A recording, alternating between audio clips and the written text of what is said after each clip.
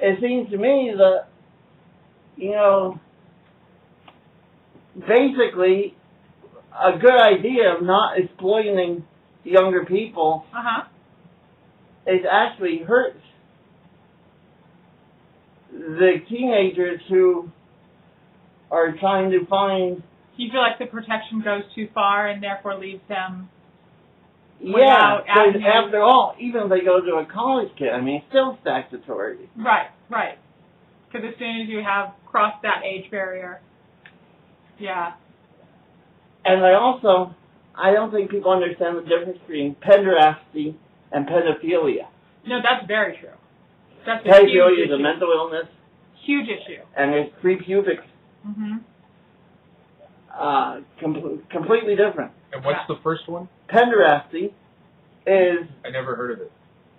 It is the great tradition of Socrates and Plato of older men mentoring younger men, not necessarily sexual. Right. But that whole mentoring thing. Penderplasty. Penderasty. Penderass? Pederasty. Yeah. Peddling ass. A pederast. The whole point. Peddling ass, basically. No? Not quite. Ass. You mean arse? There you go. Teddy Pendergrass.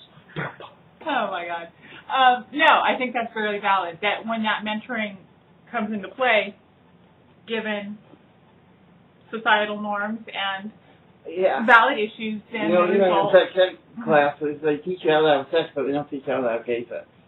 Well, of course not. And in reality, just as with anything else, like you aren't going to go talk to your friends at the high school because you might end up with a knife in you.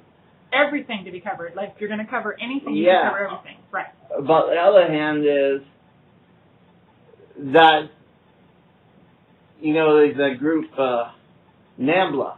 Yes. The Man-Boy Love Association. Yes. Which has a bad name even in the gay community. Of course. Go figure. And they brought it on themselves by using the word boy. True. True. Because there's a difference between a boy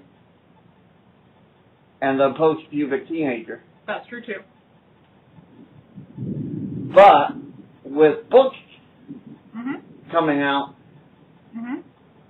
I'm thinking this might be the type of controversy. Right, I see where you're coming from. That would kill me for my books on religion and stuff. It'd be like... If you were to go the one way... I would start being labeled as, forget the truth. Everybody would call me a pedophile. Isn't that interesting about our society that once a label happens, it kind of denies all that? Like reverse racist and things. Did you see... Oh, not boy, who nailed him? Not that kind of label. Newt Gingrich was on... No, not Newt Gingrich. Jeff Sessions. Sessions? Yeah. Was on the Sunday talk show on CNN. A Sunday morning one, or? Yeah. Yeah. And he it's thunder. I know, we're in Palm Springs and it's actual thunder. Thunder or is that? Oh. I know. When we get rainstorms, it freaks me out. I wake up and it's pounding rain. Where am I? I think it's the wrath of God. Because you said Pendergrass. Well, peddling. This is modern day Sodom. What can I say? Because you mentioned the Men and Boys Society. Yeah. Or what is that again? NAMBLA. NAMBLA. Thunder. More thunder. You see, it didn't happen. Nice try. National God, God doesn't play on cue. What were you saying about Sessions? Yeah, so, Sessions, everybody's using that quote, about how a Hispanic woman, different experiences than a white man. Oh, and, right. That's what they use to fight against. Being used out of context, but yes. And then on CNN, he came back with another clip. And it was Judge Alito during his hearing. I saw that. And here's what he said. He said, when I am judging a discrimination case, I take into account he takes into consideration the discrimination that my family experienced for being a different country and for being a different religion, and you know, you want the double standard. Well, and there's the irony. I mean, that just shut sessions up on them. I'm glad it did. Yeah. That's good. Unfortunately, I don't think that particular clip can get much viewing. It's not getting near as much, and that tends to be the case, unfortunately. That particular what? Clip? Yeah. From Lito. Oh, I thought Leo was such a rotten choice. Did you at the time even? Well, I knew he was too much of an ideologue. Chief Justice. I think that's something to be more concerned about than anything else. That's true.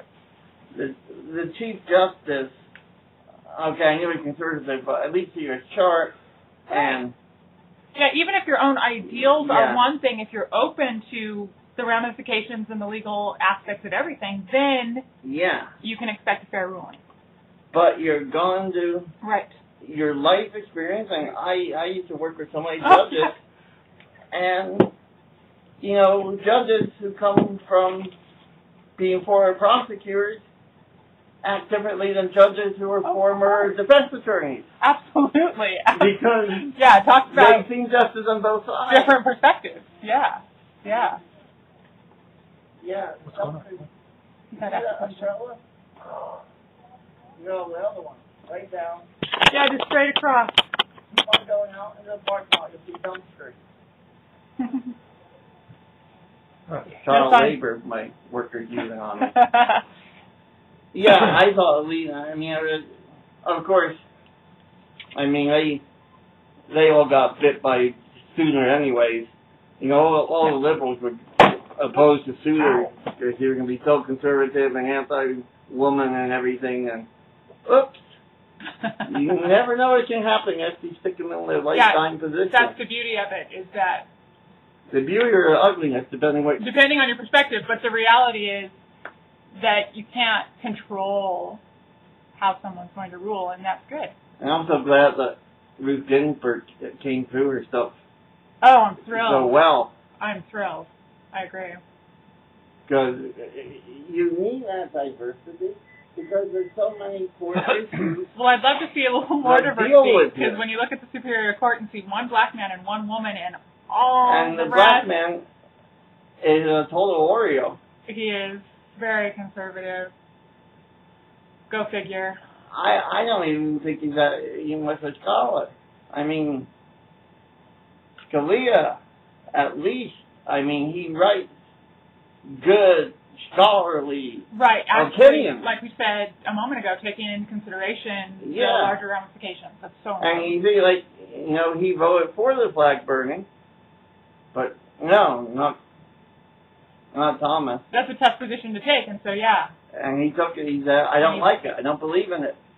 But he understood where it might have a place. Well, he understood what the First Amendment means. Right.